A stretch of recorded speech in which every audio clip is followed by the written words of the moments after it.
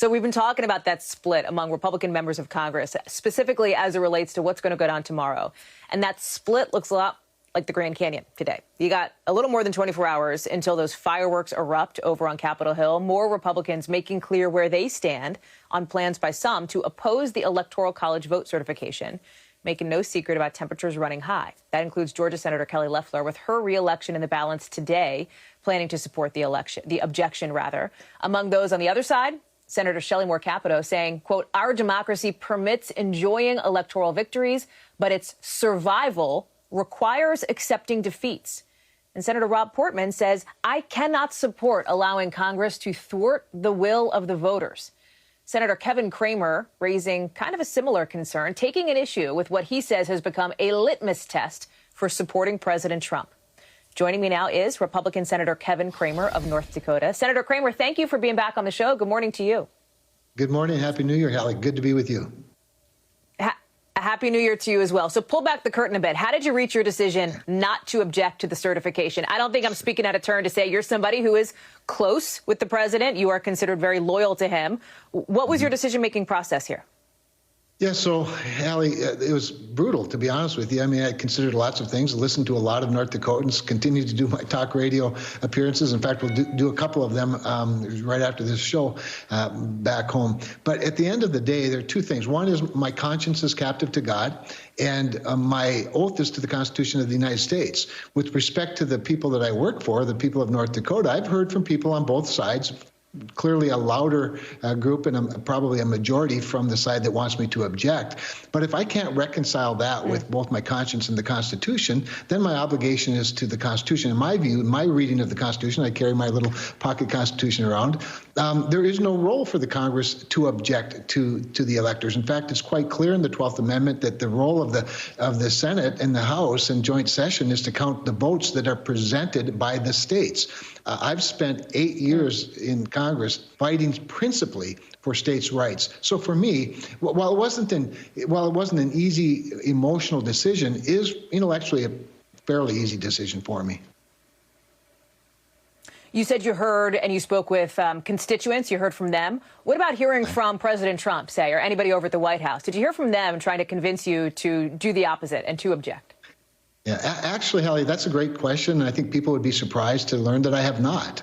I have listened in on some, conference calls, if you will, where there wasn't back and forth. It never included the president. I have met with some attorneys, none for the president. By the way, people certainly who advocate for the president, some who have witnesses and experts. And I've listened to a lot of people. I've spent a lot of time looking over evidence. And I'm not an attorney, but for 10 years, I did preside over lots of hearings with evidentiary standards. And so these things matter a great deal. I've put a lot of intellectual rigor and emotion into this decision. So it doesn't come easily, but I have to also say I'm quite comfortable with it. Real quick, before I ask you something, you said you spoke with some attorneys. I'm curious, which attorneys of the president did you speak with? What was their argument? I assume they were trying to sort of lay out what their perspective was? Sure. I didn't talk to any of the president's official lawyers or from the campaign. I talked to other lawyers who are, support him or support his position to try and help me better understand the legal side of a lot of this. And I am very interested, Hallie, in seeing evidence, whether it's, for example, I'm frustrated by the fact that the Secretary of State of Georgia hasn't had a 100% hand-counted recount of Fulton County. I don't know why you wouldn't do that. I'm frustrated that the done three counts in that state, Senator. And yeah, but they count the same ballots in the same machines. And the thing about the voting is you vote on a piece of paper. I don't want to go down a rabbit hole here, Senator. I don't mean to interrupt you. I'm sorry. I just I want to kind of keep it focused to tomorrow, only because the ballots are there, the ballots exist. But I want to ask you about tomorrow here. I'm curious what the message from Senator McConnell has been to you.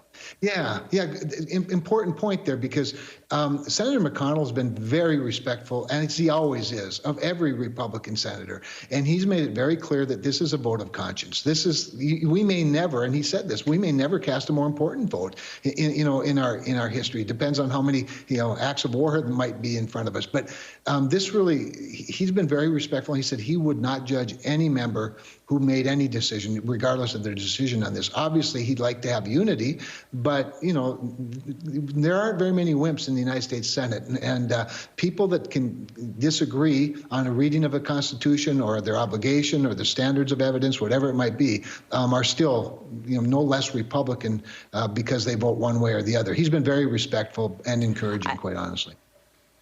I did think it was interesting that you described a potential objection to the Electoral College vote certification as it, and I'm sort of saying, essentially disenfranchising the will of the voters. Is that what you think your fellow Republicans who plan to object tomorrow will be doing? Are they disenfranchising voters and choosing basically President Trump instead?